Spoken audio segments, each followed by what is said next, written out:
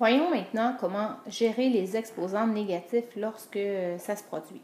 Donc, nous avons ici une division 15x exposant 3 divisé par 3x exposant 7.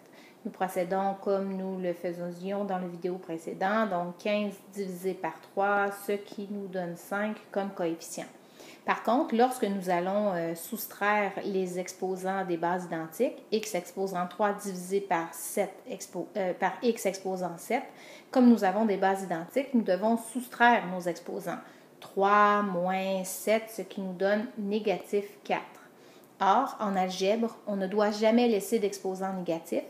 Donc, à chaque fois que vous allez avoir un exposant négatif, on doit encercler notre exposant négatif. L'exposant ne voit que ce qu'il a en dessous de lui. Donc, l'exposant moins 4 est vraiment affecté seulement sur le x et pas sur le 5.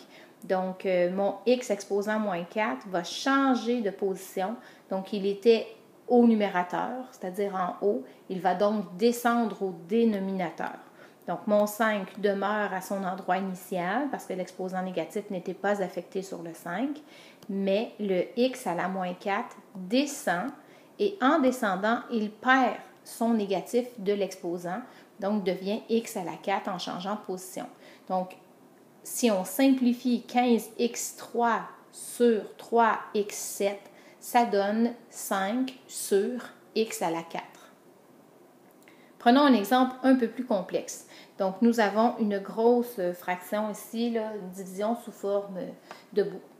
Donc, on peut réduire notre 4 sixièmes. 4 divisé par 6, ça nous donne une notation décimale. Donc, on pourrait écrire notre coefficient en notation décimale ou on peut simplement aller réduire la fraction. 4 sixièmes, c'est l'équivalent d'une fraction réduite de 2 tiers. Donc, on peut commencer avec un coefficient de 2 tiers de cette façon-ci. Maintenant, nous allons prendre les lettres une à une pour trouver nos bases identiques. Donc, commençons par W. Il n'y a pas de W en haut au numérateur. Donc, quand il n'y en a pas, c'est sous-entendu qu'il y a un W à la 0, parce qu'il n'y a pas de W, donc W exposant 0.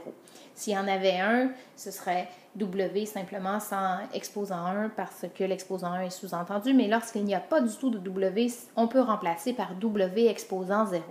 Donc, j'ai un W exposant 0 en haut et un W exposant moins 2 en bas. On sait que quand on a une division de bases identiques, nous devons soustraire nos exposants. Donc, nous devons faire 0, soustraction, moins 2. 0 moins 2, c'est l'équivalent de 0 plus 2. Donc, le W sera exposant 2. La réponse de notre soustraction, on va toujours la mettre en haut. Puis après, s'il reste des négatifs, on fera les modifications. Donc, on poursuit maintenant avec les x. On a un x à la 10 en haut et un x à la 1 en bas. Donc, on soustrait nos exposants. La réponse, on la met toujours en haut. Donc, 10 moins 1, ça fait 9. Je vais mettre mon x à la 9 au numérateur. Finalement, les y. Ensuite, les y, pardon. On a 5 moins 2. On sait qu'un moins avec un moins, ça fait un plus. Donc, 5 moins 2, ça fait 5 plus 2. Donc, y à la 7. Et finalement, la lettre Z, notre dernière lettre de notre expression. Z à la moins 3 sur Z à la moins 1, on doit soustraire les exposants. Négatif 3 moins 1. Négatif 3, soustraction, moins 1. Quand on a deux moins un à côté de l'autre, c'est l'équivalent d'une addition. Moins 3 moins 1, ça fait moins 3 plus 1. Et moins 3 plus 1, ça nous donne négatif 2. Donc, une fois qu'on a fait toutes nos soustractions de bases identiques, on peut aller repérer où sont nos exposants négatifs restants. Donc là, on ne peut plus rien faire. On voit qu'on a un exposant négatif ici uniquement sur le Z. Donc, je l'encercle comme j'ai fait à l'exemple précédent et je le change de position. Ici, le Z qui est affecté d'un exposant négatif est en haut. Pour lui faire perdre son négatif, je vais le descendre en bas au dénominateur. Je peux donc réécrire ma réponse finale. 2 tiers W à la 2, X à la 9, Y à la 7, parce que toutes ces variables n'ont pas changé de place, c'est seulement que le Z qui a changé de place. Et notre Z à la moins 2 qui n'est plus au numérateur étant donné qu'il a descendu au dénominateur. Donc le Z, on n'oublie pas que notre Z ne perd que son négatif. Donc il devient Z exposant 2 mais cette fois-ci au dénominateur, donc dans le bas de la fraction, et j'ai ma réponse finale. Poursuivons avec cet exemple-ci. Donc, pour ce qui est des coefficients, nous avons seulement que le nombre 5, donc notre coefficient demeure 5. Ensuite, il n'y a aucune base identique. Donc, nous avons un x affecté de l'exposant moins 2, un w affecté de l'exposant 3 et un y affecté de l'exposant moins 4. Donc, nous allons repérer tous nos exposants négatifs. Commençons par le x ici, qui est affecté de l'exposant négatif moins 2.